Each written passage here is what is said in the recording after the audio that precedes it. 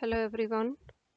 Let us solve the definition where we read a string from the user and we are replacing each alphabet character to the next alphabet character in the sequence. So, for example, if the alphabet character is A, that character should be replaced by B.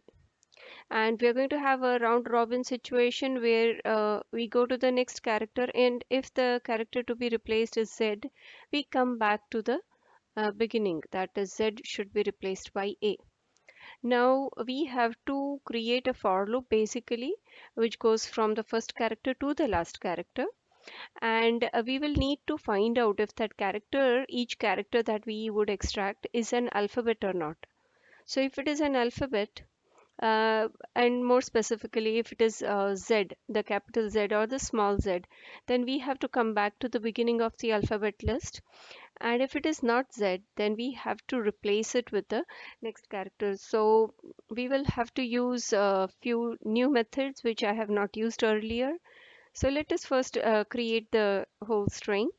So I'm going to use the str, which is going to store the empty string, and I would need I to run the loop, x to extract each character, and I would need to find the length of the string for each of the character. I'm going to do this.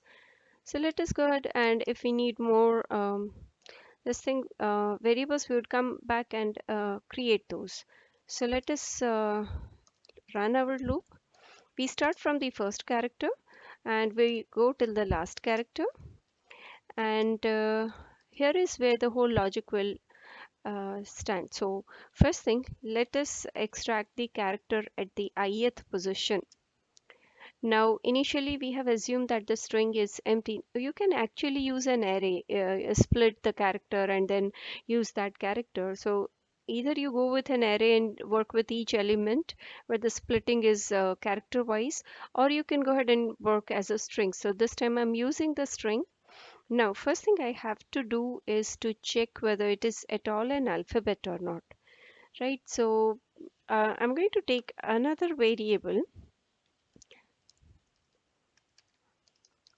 And why I'm doing this, I don't actually need to convert. I could have written two if two conditions in the if statement, if x is capital A to Z or x is small a to Z. So to reduce that, typing, I am using this additional variable, which is going to be of no use. It is just for reducing my condition. So if y is a, a alphabet, A to Z. So basically, we are not going to use y, but for this just one checking, I have used y. So what we will do is, okay, this is the structure. So now I know already that the character that I had extracted is a lowercase, is an alphabet, not a lowercase. So it's an alphabet. So now I will strictly work with x. So if x, the character in x is equal to, let's say, capital Z, then what I would do is in the str, I'm going to append the character A. Otherwise, the character that is extracted in Z, not Y, remember, is the small z. Let me use the double quotation, makes it easy. So I will add in the small a. Otherwise, okay, so if it is Z, we'll append A. If it is small z, we append the small a. Otherwise, I know it is an alphabet, right? And that is what is resolved using this. It is an alphabet. So otherwise, what I would do is I will find out the ASCII code of this character. So what is the ASCII code of this character? Now I need one more variable. So let us declare z. So in this z, I'm going to find out the char code at.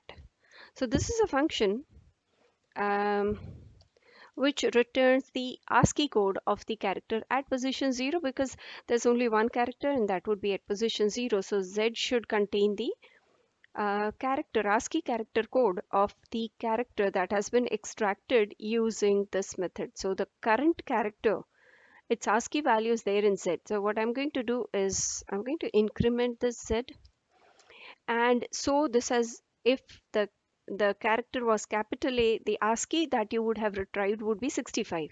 So I'm making it 66. Now I'm going to convert this back into a character. So how do I do that? I need one more variable here. So that's a W. I'm going to use this W equals. So I would be using the string object dot from char code, and that is the method of the string object which converts the um, string into the character into its the ASCII value into its equivalent character. So W should contain the character which has been recreated from the ASCII value which is stored in Z. And the next thing I am going to do is append it to the original string. So that is the first section. So what have I done is I've checked whether the character was an alphabet. If yes, if it is the last alphabet, then accordingly I'm appending something. If it is not the last alphabet, it is an alphabet but not the last alphabet, then I'm finding the ASCII value, shifting to the next ASCII value and converting it back into the character and appending that character. Now, if it was not a character, alphabet character in the first place, I would simply append the character, right? So once this whole loop is done, I have the string ready in str. I'm going to simply display the string. Let's see this in action. So